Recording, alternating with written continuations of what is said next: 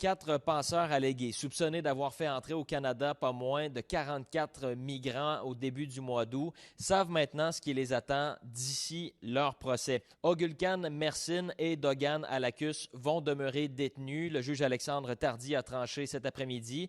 Par contre, Firat Yuksek, lui, a convaincu le juge de le libérer en attendant la suite des procédures judiciaires. Par contre, il devra respecter de très nombreuses conditions, entre autres de ne pas se trouver à moins de 25 km de la frontière canado-américaine, de ne pas communiquer aussi avec les co-accusés et il devra également demeurer au Québec. La couronne s'objectait sur 2 des 3 motifs pour les 3 accusés.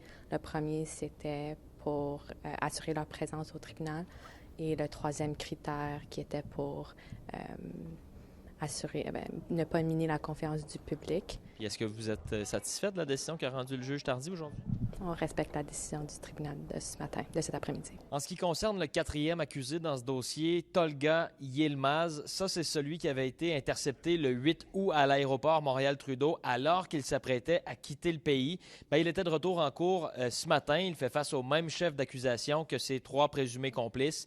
Et Couronne et Défense ont convenu de se retrouver la semaine prochaine pour fixer la date de son enquête sur remise en liberté. Un mot sur ces 44 migrants d'origine haïtienne dans une grande majorité.